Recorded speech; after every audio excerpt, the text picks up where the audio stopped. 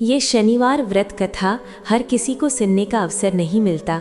कहा जाता है जिस पर शनिदेव की विशेष कृपा होती है उसी तक ये संदेश पहुंचता है। यदि आप इस समय ये कथा सुन रहे हैं तो इसे केवल संयोग मत समझिए, ये संकेत भी हो सकता है। संकेत इस बात का कि शनिदेव आपको कुछ सिखाना चाहते हैं, आपको किसी अदृश्य भूल से सावधान करना चाहते हैं। बहुत से लोग शनिवार का व्रत रखते हैं, तेल चढ़ाते हैं, दान करते हैं, पूजा भी करते हैं, फिर भी उनके जीवन में कष्ट क्यों आते हैं, संघर्ष क्यों समाप्त नहीं होते? क्योंकि व्रत में की गई 3 ऐसी भूलें जो साधारण लगती हैं पर शनिदेव की दृष्टि में अत्यंत गंभीर होती हैं, अनजाने में जीवन का संतुलन बिगाड़ देती हैं। आज की ये कथा केवल कहानी नहीं है, ये एक चेतावनी है, एक मार्गदर्शन है और एक सत्य का उद्घाटन है। यदि आपके हृदय में शनिदेव के प्रति श्रद्धा है तो इस कथा को पूर्ण ध्यान से सुनिए और श्रद्धा से वीडियो को लाइक कर दीजिए। चैनल को सब्सक्राइब कर लें क्योंकि संभव है आज का ये संदेश विशेष रूप से आपके लिए हो। अब आरंभ करते हैं। अवंती नगर में धर्मपाल नाम का एक धनी व्यापारी रहता था। वो प्रत्येक शनिवार व्रत रखता, शनि मंदिर में तेल अर्पित करता, पीपल वृक्ष की परिक्रमा करता, दान करता और स्वयं को सच्चा भक्त समझता। उसकी पत्नी सावित्री उसे बार बार समझाती, व्रत केवल उपवास नहीं, ये मन और व्यवहार की शुद्धता है। पर धर्मपाल को अपने नियमों पर गर्व था। एक शनिवार मंदिर के द्वार पर बैठे एक वृद्ध भिक्षुक ने उससे अन्न मांगा। धर्मपाल ने मन ही मन सोचा, मैं तो दान कर चुका हूँ, और वो आगे बढ़ गया। उसी रात स्वप्न में एक गंभीर स्वर गूंजा, धर्मपाल, करुणा कहाँ है? उसने स्वप्न को अनदेखा कर दिया। धीरे धीरे व्यापार में हानि होने लगी, घर में तनाव बढ़ा, कर्मचारियों पर उसका क्रोध बढ़ता गया। एक दिन उसने एक कर्मचारी का सबके सामने अपमान कर दिया। उसी रात स्वप्न में फिर स्वर आया, पहली भूल करुणा का अभाव, दूसरी भूल वाणी का अहंकार। अब उसका पुत्र भी गंभीर रूप से बीमार पड़ गया। घर में भय का वातावरण था। शनिवार आया तो इस बार धर्मपाल मंदिर जाने से पहले उस वृद्ध को खोजने पहुंचा। वो वहीं बैठा था। धर्मपाल उसके चरणों में गिर पड़ा, क्षमा मांगी, भोजन कराया, आदर दिया, और जब उसने सिर उठाया वृद्ध वहां नहीं था। उस रात फिर वही दिव्य स्वर गूंजा, धर्मपाल, अभी तीसरी भूल शेष है। धर्मपाल का हृदय कांप उठा। अब उसे समझ आने लगा था कि केवल बाहरी पूजा पर्याप्त नहीं, भीतर की शुद्धता ही सच्चा व्रत है। और यहीं से उसके जीवन की सबसे बड़ी परीक्षा आरंभ हुई। उस रात धर्मपाल की आंखों में नींद नहीं थी। स्वप्न का वो स्वर उसके कानों में गूंजता रहा, अभी तीसरी भूल शेष है। अब उसके भीतर भय नहीं बल्कि ग्लानि थी। उसे पहली बार लगा कि वो केवल विधि निभाता रहा, भावना भूल गया। सुबह होते ही उसने सावित्री से कहा, मुझसे सच में भूल हुई है, पर तीसरी भूल क्या है? सावित्री ने शांत स्वर में कहा, जब तक मन पूर्णतः विनम्र नहीं होता तब तक अहंकार सूक्ष्म रूप में बना रहता है। धर्मपाल सोच में पड़ गया, क्या अभी भी उसके भीतर अहंकार है? उधर पुत्र की स्थिति बिगड़ती जा रही थी। वैद्य ने कहा, अब ईश्वर ही रक्षा कर सकते हैं। ये सुनते ही धर्मपाल का हृदय टूट गया। वो मंदिर पहुंचा। पहली बार उसने तेल अर्पित करते समय कोई मांग नहीं रखी। उसने केवल कहा, हे न्याय के देव, यदि दंड देना है तो मुझे दीजिए, मेरे पुत्र को नहीं। वो मंदिर की सीढ़ियों पर देर तक बैठा रहा। तभी एक वृद्ध साधु वहां आए। उनकी दृष्टि गहरी थी। उन्होंने धर्मपाल की ओर देखकर कहा, तुम्हारा मन भारी है। धर्मपाल ने उनके चरण स्पर्श किए और सब कथा कह सुनाई। स्वप्न, वृद्ध, व्यापार की हानि, पुत्र की बीमारी और तीसरी भूल का भय। साधु ने शांत स्वर में कहा, पहली भूल करुणा की थी, दूसरी वाणी की, तीसरी सबसे सूक्ष्म होती है और सबसे कठिन भी। तीसरी भूल है न्याय में पक्षपात। धर्मपाल चौंक उठा, पक्षपात? साधु बोले, क्या तुम अपने व्यापार में सदैव न्यायपूर्ण रहे? क्या कभी लाभ के लिए किसी को दबाया नहीं? क्या कभी अपने प्रभाव का उपयोग कर किसी को छोटा नहीं किया? धर्मपाल का चेहरा उतर गया। उसे स्मरण आया, कुछ महीने पहले एक निर्धन किसान उसे ऋण लेने आया था। धर्मपाल ने ऊंचा ब्याज रखा। समय पर धन न लौटा पाने पर उसकी भूमि लिखवा ली। वो किसान परिवार सहित नगर छोड़ गया। उस दिन भी शनिवार ही था। धर्मपाल के हाथ कांपने लगे। क्या वही तीसरी भूल थी? साधु ने गंभीर स्वर में कहा, शनिदेव न्याय के देव हैं, वे दान से नहीं, संतुलन से प्रसन्न होते हैं। जहाँ अन्याय हुआ है वहाँ संतुलन स्थापित करो। इतना कहकर साधु आगे बढ़ गए। धर्मपाल कुछ क्षण वहीं बैठा रहा। जब उसने पीछे मुड़कर देखा, साधु कहीं दिखाई नहीं दिए। अब उसके भीतर पश्चाताप की अग्नि जल उठी। वो तुरंत उस किसान को खोजने निकला। कई दिनों की खोज के बाद उसे ज्ञात हुआ कि वो किसान नगर के बाहर एक छोटे से गांव में कठिन जीवन जी रहा है। धर्मपाल स्वयं वहां पहुंचा। किसान ने उसे देखकर सिर झुका लिया। उसकी आंखों में पीड़ा थी। धर्मपाल उसके सामने खड़ा रहा। कुछ क्षण शब्द नहीं निकले।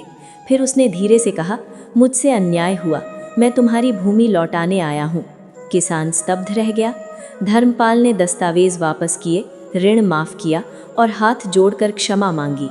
उस क्षण पहली बार धर्मपाल के हृदय से भार उतरने लगा। जब वो लौट रहा था, उसके भीतर एक अनोखी शांति थी, जैसे कोई अदृश्य बंधन टूट गया हो। उधर घर में उसी समय उसका पुत्र कई दिनों बाद पहली बार गहरी नींद सोया। सावित्री ने आश्चर्य से देखा कि उसका माथा ठंडा हो रहा है, ज्वर उतरने लगा है। धर्मपाल घर पहुंचा तो सावित्री की आंखों में आंसू थे। आज हमारे पुत्र का ताप कम हो गया। धर्मपाल समझ गया, न्याय का संतुलन लौटते ही कृपा का प्रवाह भी लौट आया। उस रात उसे फिर स्वप्न आया, वही दिव्य स्वर, पर इस बार उसमें कठोरता नहीं थी। स्वर शांत था। जब करुणा जागती है, जब वाणी मधुर होती है और जब न्याय संतुलित होता है, तब व्रत पूर्ण होता है। धर्मपाल की आंखों से आंसू बह निकले। उसने हाथ जोड़ दिए। पर कथा यहाँ समाप्त नहीं होती, क्योंकि जीवन में परीक्षा एक बार नहीं आती। जो व्यक्ति सीख लेता है, उसकी आस्था को और परखा जाता है। कुछ समय बाद धर्मपाल का व्यापार फिर बढ़ने लगा। सम्मान लौट आया, पर इस बार उसके स्वभाव में विनम्रता थी। वो प्रत्येक शनिवार केवल विधि नहीं निभाता था, वो निर्धनों को खोजकर सहायता करता, कर्मचारियों से मधुर वाणी में बात करता और हर निर्णय में न्याय को सर्वोपरि रखता। एक शनिवार मंदिर में भीड़ अधिक थी। एक युवक गलती से उससे टकरा गया। पहले का धर्मपाल होता तो क्रोधित हो उठता, पर आज उसने मुस्कुरा कर कहा, कोई बात नहीं। उसी क्षण उसके भीतर एक गहरा संतोष उत्पन्न हुआ। मंदिर के बाहर उसे वही वृद्ध फिर दिखाई दिए। इस बार धर्मपाल तुरंत उनके पास पहुंचा, पर वृद्ध मुस्कुराए। उनकी आंखों में वही तेज था। उन्होंने कहा, अब तुम्हें समझ आ गया है, व्रत भूख से नहीं, भाव से पूर्ण होता है। धर्मपाल ने झुककर प्रणाम किया। जब उसने सिर उठाया, वृद्ध वहाँ नहीं थे। उस दिन से धर्मपाल का जीवन बदल गया। लेकिन शनिदेव की कृपा का अर्थ ये नहीं कि जीवन में कभी कठिनाई नहीं आएगी। कठिनाई आएगी, परंतु अब वो दंड नहीं होगी, वो शिक्षा होगी। और जो ये अंतर समझ लेता है, वही सच्चा व्रती कहलाता है। गोविंद और तिलक ने मिलकर योजना बनाई। उन्होंने अपने कर्मचारियों और कुछ विश्वसनीय गांव वालों के साथ मिलकर कार्यशाला की सुरक्षा और उत्पादन प्रक्रिया को मजबूत किया। उन्होंने सुनिश्चित किया कि कोई भी बाधा उनके काम को रोक ना पाए।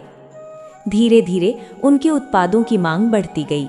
किसान और अन्य लोग उनके पास आते और पूछते, भाई ये उपकरण कहाँ से आया? ये तो बहुत टिकाऊ है। तिलक मुस्कुराता और कहता, शिव की कृपा और हमारी मेहनत का परिणाम है। गोविंद भी कहता, हमने ये सब ईमानदारी, निष्ठा और ध्यान से किया है, यही हमारी ताकत है। भक्त बंधुओं, जैसे जैसे गोविंद और तिलक की प्रतिष्ठा बढ़ी, उनके ऊपर एक और चुनौती आई।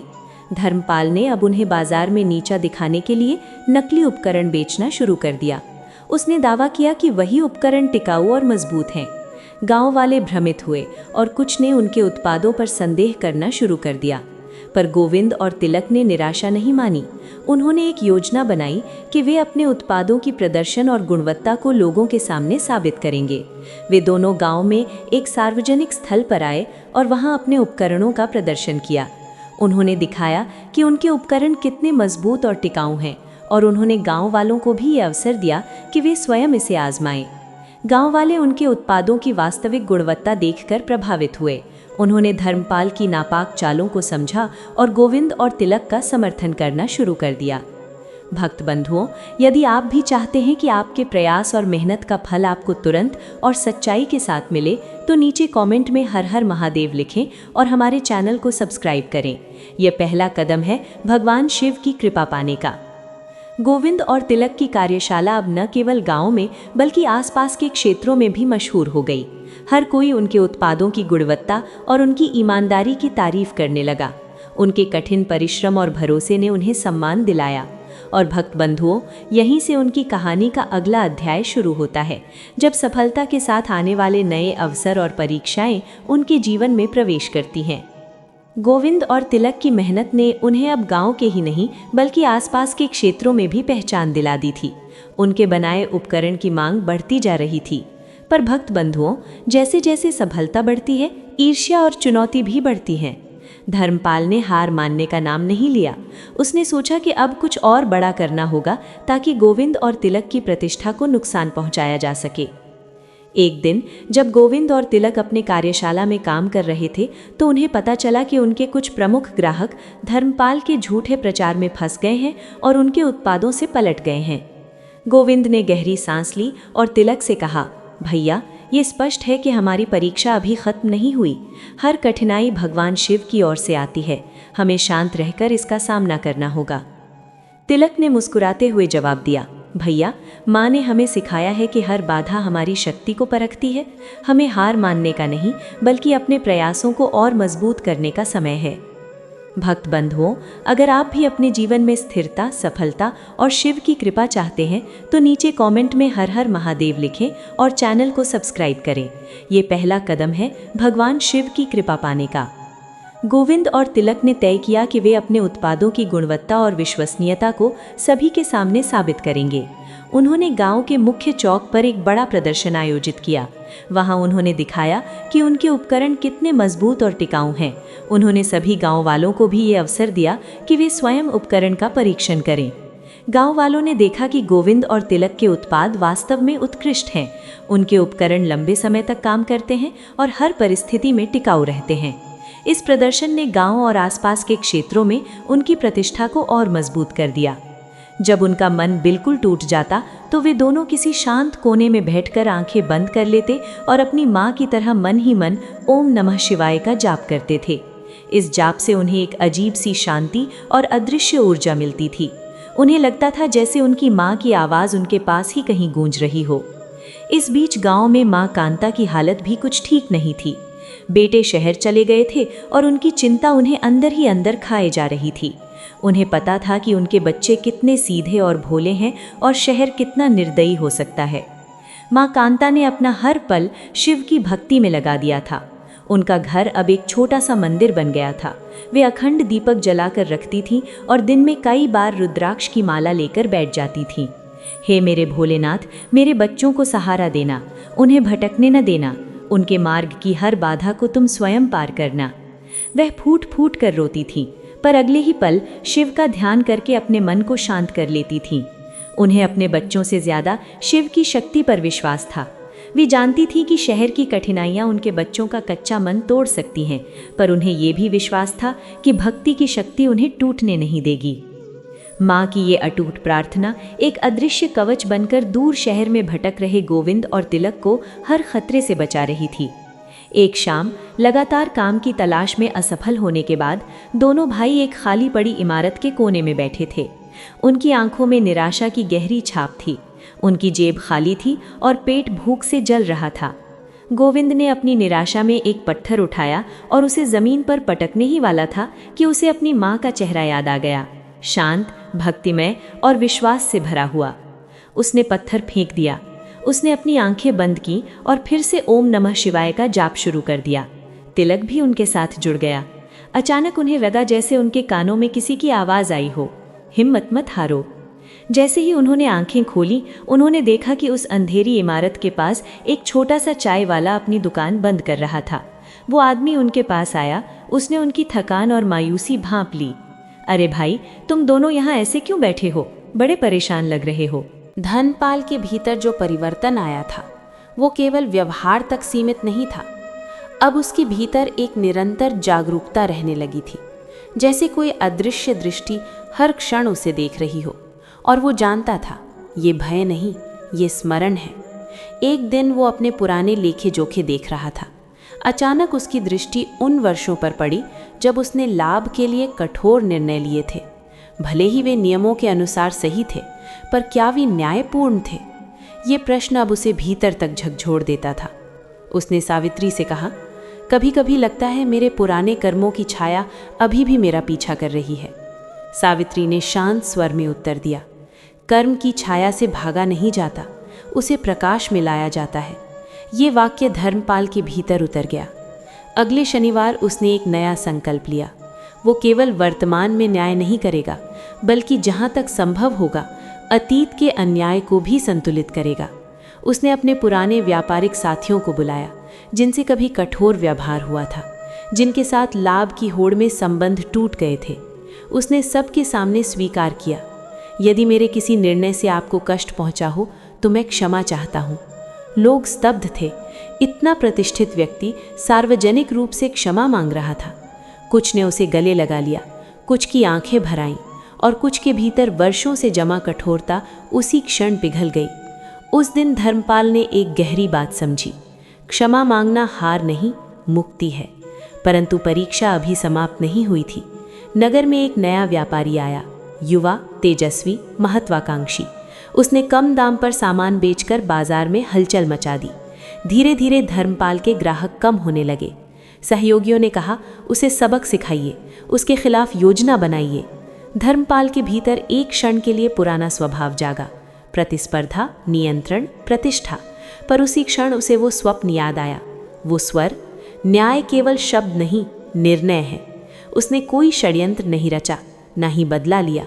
उसने अपने व्यापार की गुणवत्ता सुधारी, कर्मचारियों के साथ और अच्छा व्यवहार किया और ग्राहकों को ईमानदारी से सेवा दी। कुछ महीनों बाद वही युवा व्यापारी भारी कर्ज में डूब गया। बाजार की चालें वो समझ नहीं पाया। लोग उसके विरुद्ध होने लगे। एक दिन वो स्वयं धर्मपाल के पास आया, सिर झुकाकर बोला, मैंने आपको चुनौती समझा, पर आपसे सीखना चाहिए था। धर्मपाल ने मुस्कुराकर कहा, व्यापार प्रतिस्पर्धा नहीं, विश्वास है। उसने उसकी सहायता की, उसे गिरने से बचाया। उस रात धर्मपाल को फिर वही अनुभव हुआ, जैसे भीतर कोई अदृश्य उपस्थिति मुस्कुरा रही हो। धीरे धीरे धर्मपाल समझने लगा था, शनिदेव दंड देकर नहीं, अनुभव देकर सिखाते हैं। एक शनिवार वो पीपल वृक्ष के नीचे दीप जला रहा था। तभी एक बालक आया। उसके वस्त्र साधारण थे। उसने पूछा, क्या सच में शनिदेव नाराज हो जाते हैं? धर्मपाल ने उसे पास बिठाया, कहा, जब हम स्वयं से दूर हो जाते हैं तब वे हमें वापस लाने के लिए परिस्थिति भेजते हैं। वो नाराज़गी नहीं, मार्गदर्शन है। बालक मुस्कुराया और बोला, तो फिर डरना नहीं चाहिए। धर्मपाल ने उत्तर दिया, डर नहीं, सजग रहना चाहिए। ये कहते हुए उसे लगा जैसे जीवन का सार उसी वाक्य में समा गया हो। अब उसका हर शनिवार एक साधना बन चुका था। वो कम बोलता, अधिक सुनता और हर सप्ताह अपने कर्मों की समीक्षा करता। परंतु एक सूक्ष्म प्रश्न अभी भी शेष था, क्या मनुष्य पूरी तरह कर्मफल से मुक्त हो सकता है? क्या सच्चा व्रत केवल संतुलन है या समर्पण भी? और शायद इसी प्रश्न का उत्तर देने के लिए वो अंतिम अनुभव अभी शेष था। समय के साथ धर्मपाल ने न्याय, करुणा और विनम्रता तो सीख ली थी, पर उसके भीतर एक प्रश्न अब भी गहराई में उठता था। क्या केवल अच्छे कर्म कर लेने से मन पूर्णतः शांत हो जाता है? क्या सच्चा व्रत केवल बाहरी संतुलन है या भीतर पूर्ण समर्पण भी आवश्यक है? एक शनिवार की रात्रि, अमावस्या का गहन अंधकार था। आकाश में चंद्रमा का अंश भी नहीं। वातावरण में असाधारण निस्तब्धता थी। धर्मपाल ने उस दिन पूर्ण मौन रखा था। दिन भर उसने केवल कर्म किए, पर एक भी अनावश्यक शब्द नहीं बोला। रात्रि में उसने अपने गृह के आंगन में आसन बिछाया। पीपल के पत्तों की हल्की सरसराहट सुनाई दे रही थी। दीपक की लौ स्थिर थी। वो ध्यान में बैठ गया। धीरे धीरे उसकी श्वास गहरी होती गई। विचार शांत होने लगे। मन की परतें जैसे खुलती जा रही थी। उसे अपने जीवन के सभी दृश्य दिखने लगे। वो दिन जब उसने वृद्ध को अनदेखा किया, वो क्षण जब उसने कर्मचारी का अपमान किया, वो समय जब उसने किसान की भूमि ले ली, और फिर वे क्षण जब उसने पश्चाताप किया, संतुलन लौटाया, न्याय स्थापित किया। अचानक उसे भीतर से वही गंभीर स्वर सुनाई दिया, पर इस बार वो बाहर से नहीं, भीतर से आ रहा था। धर्मपाल। उसने नेत्र बंद ही रखे, परंतु उसके सामने एक गहरा नील प्रकाश प्रकट हुआ। वो प्रकाश चुभता नहीं था, बल्कि स्थिर था, विशाल था, जैसे आकाश स्वयं उतर आया हो। स्वर गूंजा, तूने कर्म सुधारे, पर क्या तूने फल की इच्छा छोड़ी? धर्मपाल का हृदय कांप उठा। उसने अपने भीतर झांका। क्या कहीं गहराई में अभी भी ये इच्छा है कि लोग उसे धर्मात्मा कहें, कि उसका पुत्र सदैव सुरक्षित रहे, कि व्यापार सदा बढ़ता रहे? हाँ, कहीं न कहीं ये सूक्ष्म अपेक्षा शेष थी। उसने फोल्डेड हाथों से कहा, हे न्याय के देव, यदि मेरे भीतर अभी भी इच्छा शेष है तो उसे भी दूर कर दीजिए। तभी वो प्रकाश और गहरा हुआ। उसे प्रतीत हुआ जैसे समय रुक गया हो। उसके सामने एक दिव्य स्वरूप प्रकट हुआ। नील वर्ण, गंभीर नेत्र, अद्भुत तेज, हाथ में दंड, पर दृष्टि में करुणा। धर्मपाल ने भूमि पर दंडवत प्रणाम किया। उसका शरीर कांप रहा था, पर मन में भय नहीं था, केवल समर्पण था। स्वर आया, लोग मुझे दंडदाता कहते हैं, पर मैं केवल संतुलन का रक्षक हूँ। जो बोता है वही पाता है। मैं किसी का शत्रु नहीं, मैं कर्म का दर्पण हूँ। धर्मपाल के नेत्रों से अश्रु बहने लगे। जब तूने करुणा छोड़ी, मैंने परिस्थिति भेजी। जब तूने अहंकार किया, मैंने परिणाम दिखाया। जब तूने अन्याय किया, मैंने संतुलन मांगा। और जब तूने सीखा, मैंने शांति दी। धर्मपाल ने कांपते स्वर में पूछा, तो क्या कष्ट दंड नहीं होते? उत्तर आया, कष्ट अवसर होते हैं। जो समझ ले वो मुक्त, जो विरोध करे वो बंधा। उस क्षण धर्मपाल को ऐसा लगा जैसे उसके भीतर का अंतिम बोझ भी टूट गया। उसने कहा, अब मुझे कुछ नहीं चाहिए, न लाभ, न प्रशंसा, न भय। केवल ये स्मरण बना रहे कि हर कर्म का साक्षी आप हैं। प्रकाश धीरे धीरे शांत होने लगा, पर जाने से पहले वो स्वर फिर गूंजा, सच्चा शनिवार व्रत भूखे रहने से नहीं, सजग रहने से पूर्ण होता है। दान से नहीं, न्याय से पूर्ण होता है। और पूजा से नहीं, समर्पण से पूर्ण होता है। धीरे धीरे वो दृश्य लुप्त हो गया। धर्मपाल ने जब नेत्र खोले, प्रातःकाल की पहली किरण आंगन में प्रवेश कर रही थी। पक्षियों का कलरव सुनाई दे रहा था, पर उसका हृदय असाधारण शांति से भरा था। उस दिन से उसके जीवन में एक अद्भुत परिवर्तन आया। अब वो किसी परिणाम की चिंता नहीं करता था। व्यापार बढ़े या घटे, लोग प्रशंसा करें या आलोचना, वो केवल अपने कर्म पर ध्यान देता। नगर के लोग अब भी उसे आदर्श मानते थे, पर उसे भीतर से ज्ञात था वो केवल एक साधक है और साधना निरंतर चलती रहती है। एक दिन उसका पुत्र फिर उसके पास आया और बोला, पिताजी, क्या शनिदेव सच में सब देखते हैं? धर्मपाल ने मुस्कुराकर कहा, हाँ पुत्र, पर वे हमें पकड़ने के लिए नहीं देखते, हमें संभालने के लिए देखते हैं। बालक ने कहा, तो हमें कभी गलत नहीं करना चाहिए। धर्मपाल ने उत्तर दिया, गलती मनुष्य से होती है, पर उसे स्वीकार कर सुधार लेना ही सच्ची भक्ति है। समय के साथ धर्मपाल वृद्ध हुआ, पर उसके भीतर की शांति और गहरी होती गई। हर शनिवार वो दीप जलाता, पर अब वो दीप बाहर से अधिक भीतर जलता था।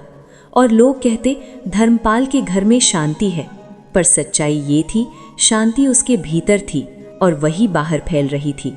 और उसी क्षण से उस ब्राह्मण के जीवन में ऐसा परिवर्तन शुरू हुआ जिसे देखकर पूरे नगर के लोग स्तब्ध रह गए।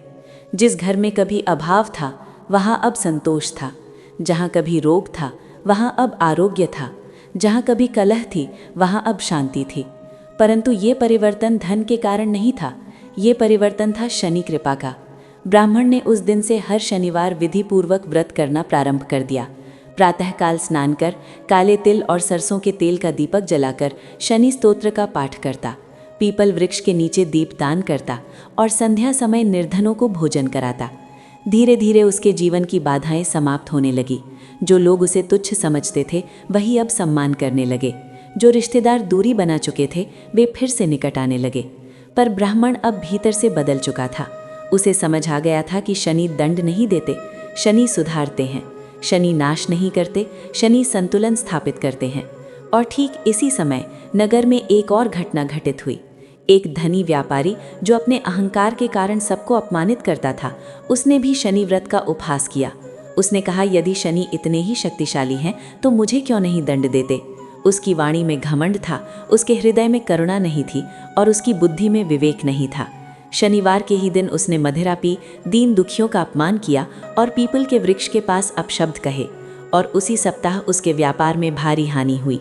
जहाज डूब गया, सामान चोरी हो गया, मित्रों ने साथ छोड़ दिया। परंतु शनिदेव क्रूर नहीं है, वे न्यायप्रिय हैं। व्यापारी को अपने कर्मों का बोध हुआ। वो उसी ब्राह्मण के पास गया जिसने शनि कृपा का अनुभव किया था। उसने विनम्र होकर पूछा, मुझे क्या करना चाहिए? ब्राह्मण ने कहा, पहले अपने अहंकार का त्याग करो, फिर शुद्ध मन से शनिदेव से क्षमा मांगो और सेवा का मार्ग अपनाओ। व्यापारी ने वैसा ही किया। शनिवार का व्रत रखा, तेल का दीपक जलाया, काले वस्त्र धारण किए, गरीबों को भोजन कराया। धीरे धीरे उसका जीवन भी सुधरने लगा। हानि की भरपाई हुई, पर इस बार उसके भीतर विनम्रता थी। यही है शनि व्रत का रहस्य। ये केवल अनुष्ठान नहीं, ये आत्मशुद्धि है। ये केवल दीपक नहीं, ये अज्ञान का अंधकार मिटाने का संकल्प है। ये केवल कथा नहीं, ये जीवन का दर्पण है। जो व्यक्ति शनिवार के दिन इन 3 बातों का विशेष ध्यान रखता है, अहंकार त्याग, सेवा भाव और सत्य का पालन, उस पर शनिदेव की विशेष कृपा होती है। परंतु जो व्यक्ति शनिवार के दिन क्रोध, छल और अपमान का व्यवहार करता है, उसे कर्मफल से कोई नहीं बचा सकता। अब ध्यान से सुनिए, क्योंकि ये वो सत्य है जिसे बहुत कम लोग जानते हैं। शनिदेव सूर्य पुत्र हैं। वे तप, त्याग और तपस्या के प्रतीक हैं। उनकी दृष्टि कठोर है क्योंकि उनका न्याय अटल है। वे राजा को रंक बना सकते हैं और रंक को राजा, परंतु वे कभी अन्याय नहीं करते। जब किसी के जीवन में बार बार बाधाएं आती हैं, काम रुक जाते हैं, अपमान मिलता है, धन टिकता नहीं, तो समझ लीजिए कि ये शनि की परीक्षा हो सकती है। परीक्षा से घबराना नहीं चाहिए, क्योंकि परीक्षा के बाद ही उन्नति आती है। जो व्यक्ति इस परीक्षा को धैर्य से पार कर लेता है, उसे ऐसा स्थायी सुख मिलता है जो कोई छीन नहीं सकता। और अब मैं आपको वो विशेष उपाय बताने जा रही हूँ जो स्वयं उस ब्राह्मण को स्वप्न में बताया गया था। शनिवार की रात्रि में एकांत में बैठकर ओम प्रांग प्रींग प्रोंग सह शनैश्चराय नमः इस मंत्र का 108 बार जप करें। जप करते समय मन में कोई द्वेष न रखें, किसी का बुरा न सोचें, केवल अपने कर्मों की समीक्षा करें। यदि संभव हो तो काले तिल, उड़द की दाल और तेल का दान करें और विशेष रूप से वृद्ध, रोगी और निर्धन लोगों की सेवा करें। याद रखिए, शनिदेव सेवा से प्रसन्न होते हैं, दिखावे से नहीं। जो ये कथा श्रद्धा से सुनता है, उसके जीवन में अवश्य परिवर्तन आता है। पर यह परिवर्तन तुरंत नहीं, धीरे धीरे स्थायी रूप से आता है। और यही शनि कृपा की पहचान है। कभी कभी आपको लगेगा कि सब कुछ छिन रहा है, पर वही छिनना भविष्य के निर्माण की तैयारी होता है। कभी आपको लगेगा कि सब लोग दूर जा रहे हैं, पर वही दूरी आपको आत्मचिंतन का अवसर देती है। और जब आत्मचिंतन पूर्ण हो जाता है तो शनि कृपा प्रकट होती है। आज यदि आप ये कथा सुन पा रहे हैं तो ये संयोग नहीं है, ये आपके जीवन का संकेत हो सकता है। संकेत कि अब समय है स्वयं को सुधारने का, संकेत कि अब समय है संयम अपनाने का, संकेत कि अब समय है शनि व्रत को श्रद्धा से करने का। जो व्यक्ति इस कथा को अंत तक सुनता है और शनिवार के दिन इन नियमों का पालन करता है, उसके घर में दरिद्रता टिक नहीं सकती, उसके परिवार में कलह स्थायी नहीं रह सकती और उसके जीवन में अंधकार अधिक समय तक नहीं रह सकता। परंतु एक बात सदा स्मरण रखें, व्रत केवल शरीर का नहीं, मन का भी होना चाहिए। यदि मन में छल है और बाहर पूजा, तो वो पूजा स्वीकार नहीं होती। यदि मन में दया है और साधन कम है, तो वो पूजा अवश्य स्वीकार होती है। शनिदेव कर्मों के लेखा जोखा रखने वाले देव हैं, उनसे कुछ छिपता नहीं। इसलिए आज संकल्प कीजिए सत्य बोलने का, अहंकार त्यागने का, सेवा करने का। और विश्वास रखिए, जब शनि प्रसन्न होते हैं तो वर्षों की पीड़ा कुछ ही क्षणों में दूर हो जाती है। ये कथा यहीं समाप्त नहीं होती, क्योंकि शनि की कृपा अनंत है और उनकी लीला भी अनंत है। और अब इस पावन शनिवार व्रत कथा के समापन क्षण आ पहुँचे हैं। यदि आपने इस कथा को श्रद्धा, विश्वास और धैर्य के साथ अंत तक सुना है, तो ये केवल सुनना नहीं था, ये आपके जीवन में परिवर्तन का प्रारंभ है। शनिदेव किसी से शत्रुता नहीं रखते, वे केवल कर्म का न्याय करते हैं। वे हमें गिराने नहीं आते, वे हमें संभालने आते हैं। पर उनका तरीका कठोर होता है, क्योंकि वे हमें सशक्त बनाना चाहते हैं। याद रखिए, जिस पर शनि की 7.5 आती है, वो टूटता नहीं, वो तराशा जाता है। जैसे सोना अग्नि में तपकर शुद्ध होता है, वैसे ही मनुष्य शनि की परीक्षा में तपकर महान बनता है। यदि आपके जीवन में अभी संघर्ष चल रहा है, काम रुक रहे हैं, लोग साथ छोड़ रहे हैं, सम्मान घट रहा है, तो घबराइए मत। हो सकता है ये शनि की अंतिम परीक्षा हो और उसके बाद आपके जीवन में वो स्थिर सुख आने वाला हो जो वर्षों तक टिकेगा।